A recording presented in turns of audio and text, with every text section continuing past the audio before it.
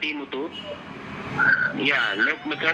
This expense have been in Mumbai, and this number also registered in Mumbai. So, and also this FIR also launched in Mumbai. Spam call எனக்கு வரதுக்கு முன்னாடியே என்னை எச்சரிச்சிருக்காங்க.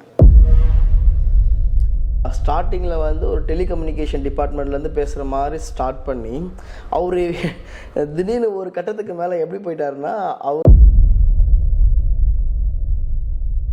திடீர்னு நேற்று வந்து பார்த்தீங்கன்னா சிஐடி என் வீட்டுக்கே வந்துட்டாங்க.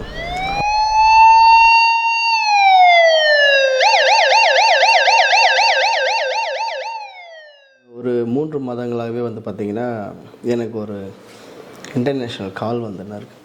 என்ன எப்படி வரும்னா, உங்களுடைய பார்சல் ஒன்று மும்பையில் டெலிவரி ஆகாமல் இருக்குது, ஸோ அதனால் வந்து டெலிவரி ஆகணும்னா உங்களுடைய ஆதார் ஐடியை அப்டேட் பண்ணுங்கள், இல்லை ஒரு மெசேஜ் அப்டேட் பண்ணுங்கள் அப்படின்னு சொல்லிவிட்டு எனக்கு ஒரு 3 மாதங்களாக ஒரு குறைந்தது பார்த்திங்கன்னா ஒரு 6 முறை வந்து அந்த கால் எனக்கு வந்திருக்கும். அப்புறம் திடீர்னு போன வாரம் வந்து பார்த்திங்கன்னா சிஐடியிலேருந்து என்னுடைய நேமை மென்ஷன் பண்ணி என்னை பற்றி விசாரிச்சிருக்காங்க. அது விசாரணை பண்ணியிருக்காங்க, கேட்டு என்னை பற்றி என்னுடைய பெயரை வந்து கேட்டிருக்காங்க அப்படின்றது என் நண்பர் மூலிமா எனக்கு தெரிய வந்துச்சு. ஸோ திடீர்னு நேற்று வந்து பார்த்திங்கன்னா சிஐடி என் வீட்டுக்கே வந்துட்டாங்க.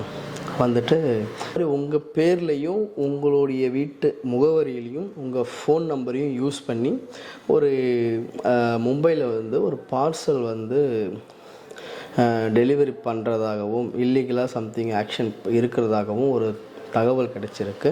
எங்கள் சென்னையிலேருந்து எங்களை விசாரிக்க சொல்லியிருக்காங்க. ஸோ அதான் நான் விசாரணைக்காக வந்திருக்கேன் அப்படின்னு சொல்லிட்டு விசாரணை செஞ்சாங்க. விசாரணை என்னென்ன கேட்டாங்கன்னு வந்து பார்த்திங்கன்னா, ஃப்ளிப்கார்ட், அமேசான் அந்த மாதிரி நிறுவனத்தில் வந்து நீங்கள் ஏதாவது பொருள் ஆர்டர் பண்ணியிருந்தீங்களா அப்படின்னு கேட்டாங்க. அது ஆஸ் யூஷுவல் நம்ம எப்பயுமே வந்து ஏதாவது பொருள் தேவைன்னா பண்ணுவோம் இல்லையா, பண்ணோம், அதெல்லாம் எந்த பிரச்சனையும் கிடையாது. நான் கடைசியாக வந்து என்னுடைய காருக்கு வந்து ஃப்ளோர் மேட் வந்து ஆர்டர் போட்டிருந்தேன். அந்த ஆர்டரும் தானாக கேன்சல் ஆகிடுச்சு. பட் அதனால் எனக்கு எந்த பிரச்சனையும் கிடையாது அப்படின்னு சொல்லியிருந்தேன். அதுக்கப்புறம் தான் எனக்கு ஒரு பாயிண்டில் வந்து ஒரு சந்தேகத்தை கிளப்பிச்சு. என்னென்னா, கேஷுவல் மேன் அப்படின்ற ஒரு வெப்சைட். அது வந்து எனக்கு எப்படி தெரியும்னா, இன்ஸ்டாகிராமில் வந்து இந்த ஷர்ட்ஸ்லாம் வந்து பார்த்திங்கன்னா குறைந்த விலையில் நல்லா அழகாக இருந்ததால் நான் போயிட்டு ஆர்டர் கொடுத்தேன். பேமெண்ட்டும் பண்ணிட்டேன். இதுக்கு முன்னாடி வந்து நான் அதே இன்ஸ்டாகிராமில் வந்து பார்த்திங்கன்னா ஷர்ட் நான் வாங்கியிருக்கேன். ஸோ அந்த நம்பிக்கையில் வந்து நான் வந்து இன்ஸ்டாகிராமில் வந்து இவங்க வெப்சைட்டும் வச்சுருந்தாங்க. ஸோ அதனால் வந்து நான் போய் ஆர்டர் போட்டிருந்தேன்.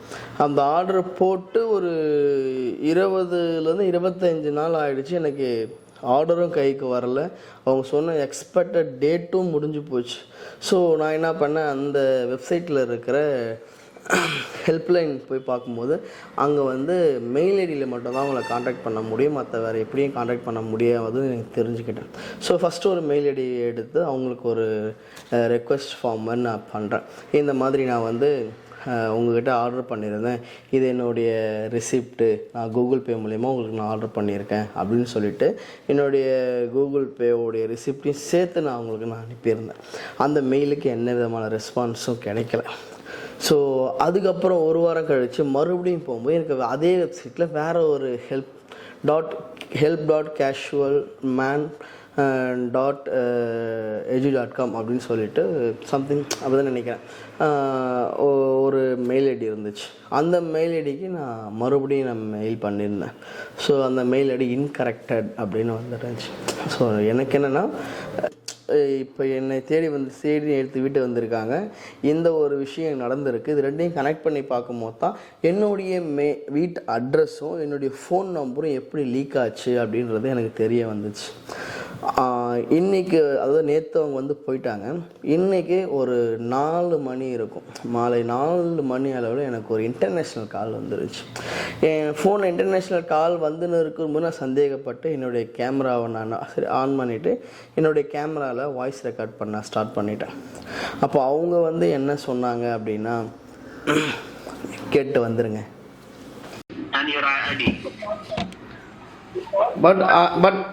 But I don't have any idea about this number, and I am living in Tamil Nadu, Tirunelveli district. I did not went Mumbai before.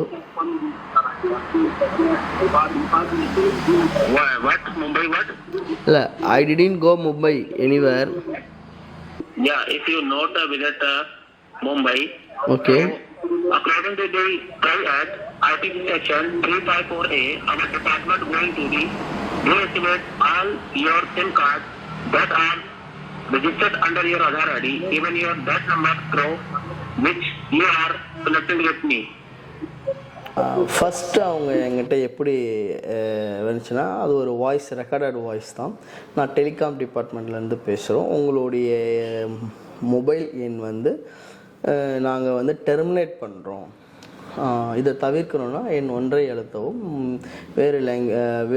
வேறு முகவரிக்கு 2 அழுத்தவும் அப்படின்னு போட்டிருந்தேன்னா எண் 1 அழுத்தின உடனே எனக்கு வந்து டைரெக்டாக வந்து பார்த்திங்கன்னா ஒருத்தர் கால் அட்டன் பண்ணி welcome to the telecommunication department, what can I do அந்த மாதிரி கேட்டார். நான் சொன்னேன், இல்லை சார், நான் வந்து கால் பண்ணலை, நீங்கள் தான் எனக்கு கால் பண்ணியிருந்தீங்க. ஸோ அதனால தான் கேட்குறேன், என்ன விஷயம் என்னன்னு. சரி வெயிட் பண்ணுங்கள், நான் பார்த்து சொல்கிறேன் அப்படின்னு சொன்னார். அப்புறம் அவர் கம்ப்யூட்டரில் செக் பண்ணுற மாதிரி செக் பண்ணிவிட்டு, உங்களுடைய நம்பர் 85 சம்திங் எழுதி வச்சுருக்கேன், 8558526260, இது உங்கள் நம்பர் தானா அப்படின்னாரு. இல்லையே, அந்த மாதிரி நான் எந்த நம்பரும் யூஸ் பண்ணலையே. இல்லை உங்கள் ஃபேமிலி யாருனா யூஸ் பண்ணுறாங்களா? இல்லையா, நான் அந்த மாதிரி எதுவும் யூஸ் பண்ணலையே அப்படின்னு. 8458526260. இந்த நம்பர் வந்து உங்களுடைய ஆதார் யூஸ் பண்ணி, பயோமெட்ரிக் யூஸ் பண்ணி நீங்கள் வாங்கியிருக்கீங்க. இந்த நம்பரை யூஸ் பண்ணி நீங்கள் இல்லீகலாக வந்து சில விஷயங்கள் நடந்திருக்கு அப்படின்னு சொல்கிறோம்.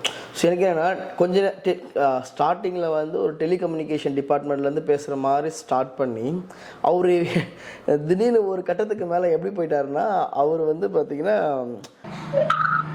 Sir, there is a FIR launch on the under section, I told you, section, IPS section 354A, under your Aadhaar card. That's why your Aadhaar card blocked on my system. Only I have all the information I will be share. மும்பையில் இருக்கிற crime பிரான்ச்லேருந்து என்னை கால் பண்ண மாதிரி பேச ஆரம்பிச்சிட்டார். நீங்கள் நேரில் வர முடியுமா அப்படின்னு என்னை கேட்குறாரு. என்னால் நேரில் வர முடியாது, எனக்கு லாங்குவேஜ் ப்ராப்ளம் இருக்குது, ப்ளஸ் நான் மும்பைக்கு முன்னாடி வந்ததே கிடையாது அப்படின்னு சொல்கிறேன். இல்லை, நீங்கள் வந்து இது உங்களது இல்லை அப்படின்னு சொல்லிட்டு நீங்கள் சைன் போட்டு போகணும் அப்படின்னு சொல்லிட்டு அவர் சொல்கிறார். நான் சொன்னேன், இல்லை சார், நான் வந்து இங்கே தான் இருக்கேன், நான் இதுவரைக்கும் மும்பை போனதே கிடையாது, எனக்கு ஹிந்தி தெரியாது, இங்கிலீஷ் கொஞ்சம் எவ்வளோ தெரியும், அவ்வளோதான், என்னால் வர முடியாதுன்னு. சரி ஓகே, என்னுடைய ஹையர் ஆஃபீஸர்கிட்ட பேசி நான் இதுக்கு என்ன சொல்யூஷன் கேட்கணும். அப்போ நான் பேசிகிட்டே இருக்கும்போது நான் என்ன கேட்டேன்னா, நான் ரிட்டன் மறுபடியும் கேட்டேன், என்னுடைய ஆதார் கார்டு நம்பரை யூஸ் பண்ணி தான் இதை வாங்கினாங்கன்னு சொல்கிறீங்க இல்லையா, ஃபார் த இன்ஃபர்மேஷன் நான் இதை கிராஸ் செக் பண்ணிக்கலாமா, என்னுடைய ஆதார் நம்பர் உங்களுக்கு தெரியுமா, உங்களுக்கு ஷோ ஆகுதா அப்படின்னு கேட்டேன். அவருக்கு உடனே வந்து, இல்லை எனக்கு ஆஸ் பர் ரூல் வந்து உங்கள் எஃப்ஐஆர் காப்பின்னு சொல்லிட்டு அவர் ஒரு சில இதெல்லாம் சொன்னார். அதையும் கேளுங்க. Anything about this number and you are not using of this number, can I ask some couple of questions to figure it out what is going on? Have you ever lost your Aadhaar card? No, I didn't lost any Aadhaar card. I have Aadhaar card. Ever submit your Aadhaar ID Okay. to any online or offline platform like hotel booking? No.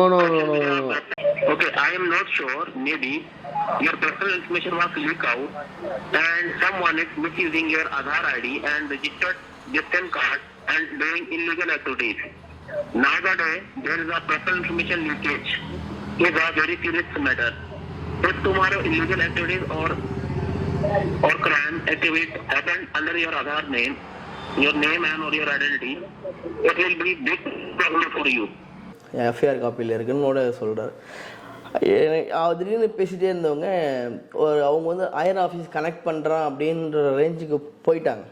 But நடுவில் இந்த கேள்வி கேட்டவுடனே கொஞ்சம் அவங்க உஷாராயிட்டு என்ன பண்ணிட்டாங்க, நாங்கள் உங்களுக்கு வந்து ஒரு கான்டாக்ட் நம்பர் அனுப்புகிறோம், நீங்கள் அதுக்கு கான்டாக்ட் பண்ணுங்கள் அப்படின்னு சொல்லிட்டு கட் பண்ணலை, அப்படியே தான் இருக்காங்க. அப்போ நான் மறுபடியும் கேட்குறேன், அதுக்கு தான் நான் கால் பண்ணணுமா அப்படின்னு கேட்டேன். நானும் அப்படியே லைனில் அப்படியே வெயிட் பண்ணிகிட்டு இருக்கேன். அவங்களும் கட் பண்ணல. அப்புறம் நான் கேன் ஐ கட் த கால் அப்படின்னு கேட்கும்போது, நீங்கள் கட் பண்ணிக்கோங்க அப்படின்னு சொல்லிட்டாங்க. இவ்வளோதான் விஷயம் நடந்தது. ஆக்சுவலி நான் இந்த கால் நான் முன்னாடி எதிர்பார்த்தேன், கொஞ்சம் லேட்டாக வந்துச்சு. இந்த ஃபெடெக்ஸ் நிறுவனத்தை பயன்படுத்தி இந்த மாதிரி ஒரு ஸ்பேம் நடக்குதுன்றதை வந்து பார்த்திங்கன்னா எனக்கு ஆல்ரெடி முன்னாடி வலைதளங்கள்லையாக இருக்கட்டும் இல்லை சோஷியல் மீடியா மேலே இருக்கட்டும் எனக்கு தெரிஞ்சிருக்கு. ஸோ எனக்கு என்ன கேள்வினா, இதை பற்றின எதுவுமே ஒரு நாலேஜ் இல்லாத பர்சனுக்கு இந்த கால் போயிருந்தால் அவங்களோட நிலைமை என்ன? நமக்கு சாதாரண மக்களுக்கு ஏன்னா இந்த மாதிரி இப்போ தான் சமீபமாக தான் இந்த மாதிரி நிறைய ஒரு சில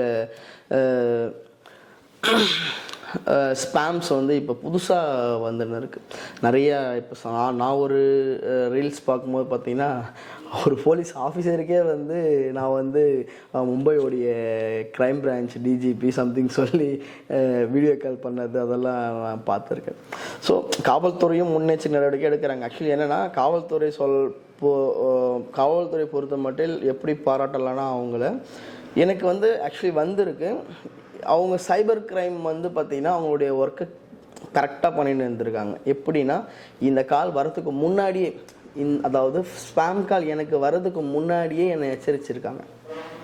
நான் சொல்ல போனால் அதுக்கு வந்து தமிழ்நாடு காவல்துறையாக இருக்கட்டும் சைபர் க்ரைம் போலீஸாக இருக்கட்டும் சிறப்பாகவே வந்து அவங்களுடைய பணி செஞ்சுருக்காங்க நான் சொல்லுவேன். நான் ஏன்னா இந்த கால் வரதுக்கு முன்னாடி என்ன அவங்க அலர்ட் பண்ணிட்டாங்க. பட் இருந்தாலும் என்னுடைய நாலேஜ் பொறுத்த வரைக்கும் எனக்கு அந்த காலை வந்து அட்டன் பண்ணும் முன்னாடியே வந்து என்னால் வந்து அதை டிசைட் பண்ண முடிஞ்சுது இது ஸ்பேம் தான். ஏன்னா இன்டர்நேஷ்னல் கால் சாதாரணமாக வந்து இன்டர்நேஷ்னல் கால்னு எங்கேயும் வராது. வந்தால் நமக்கு தெரிஞ்சவங்க யாருனா இருப்பாங்க, ஃபாரினில் இருப்பாங்க, அப்படி எனக்கு யாரும் கிடையாது. அப்படின்னு இருக்கும்போது நமக்கு இன்டர்நேஷ்னல் கால் இந்த நேரத்துக்கு வரதுக்கான வாய்ப்பும் கிடையாது. இதிலேருந்து என்னென்னா மக்களாக நாம் தான் வந்து கொஞ்சம் உஷாராக இருக்கும். ரீசன் என்னென்னா ஸ்பேம் இப்படி தான் அப்படி தான் இல்லை எப்படி ஒன்றால் வரும்ன்ற கணக்காக நம்ம யோசிச்சுட்டு இருக்கோம். வடக்கன்ஸ் ஆல்சோ வடக்கன்ஸை பற்றி நம்ம கலாச்சிட்டு இருக்கோம். ஆனால் இதெல்லாம் யோசிக்கும் போது அவனுக்கு இருக்கிற மூளை நமக்கு இல்லையேன்னு நான் தப்பாக சொல்ல வரல. அவன் யூஸ் பண்ணுற அந்த மூளையை சரியாக பயன்படுத்தினானா அவனுடைய ஒர்த்து என்னன்னு அவனுக்கே தெரியாமல் இருக்கானோ அப்படின்ற ஒரு ஃபீலிங்ஸ் வருது. நம்ம வடக்கன்ஸ் ஏளனமாக பேசிகிட்டு இருக்கோம். அந்த வடக்கன்ஸ்குள்ளே இருக்கிற மூளையை பார்த்தீங்களா, அதெல்லாம் சரியான விஷயத்துக்கு பயன்படுத்தியிருந்தாங்கன்னா அவங்களாம் எங்கேயோ போயிடுவாங்க. தேங்க்யூ.